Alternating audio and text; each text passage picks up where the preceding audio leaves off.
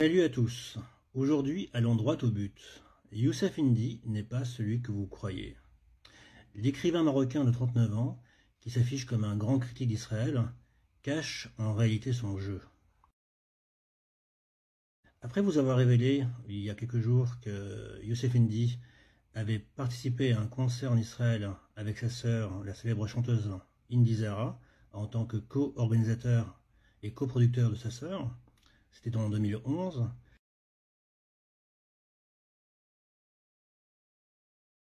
Après aussi vous avoir révélé que Youssef Indy avait été même l'invité d'honneur d'un séminaire du groupe Alliance au Maroc. Alliance, un groupe qui est très investi en Israël, au point de financer Tsahal. Aujourd'hui, la nouvelle révélation va piquer. Accrochez-vous. Pour tenter de savoir qui est véritablement Youssef Indy, j'ai cherché à en savoir plus sur sa sœur, Indy Zara. Zara Indy, dite Indy Zara. Et j'ai compris que, comme son frère, elle était très évasive sur son passé, notamment sur ses origines familiales. Tout ce qu'on apprend à travers ces interviews, c'est que son père, leur père, est un militaire marocain qui fut stationné dans plusieurs villes au Maroc et dans plusieurs pays à l'étranger.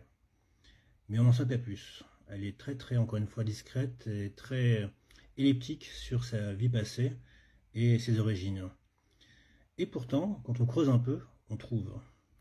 C'est ainsi qu'en cherchant à savoir qui elle était à travers ses réseaux sociaux, notamment son compte Facebook, j'ai découvert deux posts éloquents qui trahissent un secret apparemment de famille.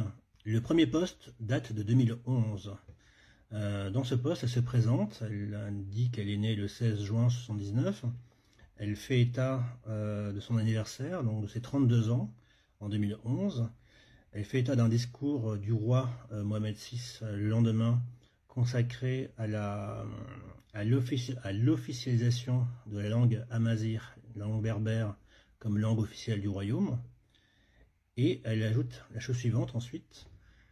Elle se définit et elle dit marocaine, double point, saharo-africaine, méditerranéenne et juive.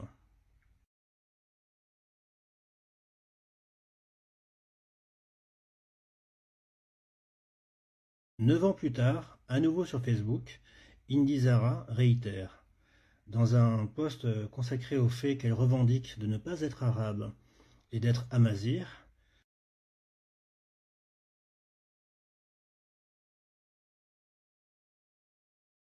ce qui aura dérangé pas mal de ses fans qui se sentent vexés en disant qu'elle n'avait pas à prendre ce genre de position hostile à la culture arabe et qui indique sur le coup se désabonner de sa page Facebook. Indy Zara donc surenchérit, revendique sa culture berbère amazigh, et à un moment donné, lorsque un de ses fans l'interpelle en lui disant « mais tu devrais faire un test ADN pour savoir si tu es amazigh ou arabe », la réponse d'Indy Zara est double. D'abord, elle publie des smileys pour montrer qu'elle est hilare, et ensuite, elle répond à la chose suivante, « Juif est une religion ».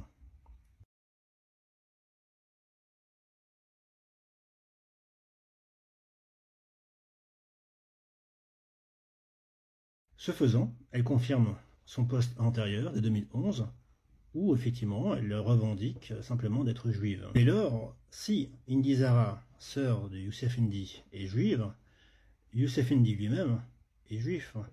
On n'en sait pas plus sur leur mère, on sait simplement d'après Indy Zara qu'elle était chanteuse et comédienne, mais le fait demeure, si les deux frères et sœurs sont issus de la même famille par définition, et si la sœur déclare être juive, le frère aussi est juif. Quel est le problème? Le problème, c'est que Youssef Indy se présente, lui, comme un musulman. Vous savez pas par quel angle j'ai un islamo-gauchiste devant moi. Ouais. Non, non, je suis pas gauchiste. Non, vous êtes un islamo par contre. Je suis musulman. Oui. Ouais, je suis musulman. Donc, de deux choses l'une. Soit Youssef Indy s'est converti à l'islam, soit Youssef Indy n'est pas le musulman qu'il prétend être, et il continue d'être un juif caché. Ça peut paraître étonnant dit comme ça, mais il y a eu beaucoup d'enquêtes journalistiques qui ont révélé que le lobby sioniste avait tendance à utiliser des stratagèmes parfois éhontés pour aboutir à ses fins. Exemple, l'ancien agent du Mossad, Viktor Ostrovsky, a écrit un livre en 1982 dans lequel il indiquait que le Mossad, disposant d'un département psychologique, pouvait facilement infiltrer des groupes considérés comme des groupes dangereux, d'opposants potentiels, l'extrême gauche, l'extrême droite ou des groupes musulmans. Comment faire? En infiltrant ces groupes-là par des comédiens, autrement dit des gens sionistes ou juifs sionistes reliés au Mossad, dont le but est d'infiltrer ces groupes, soit pour les contrôler, les orienter, soit pour les saborder.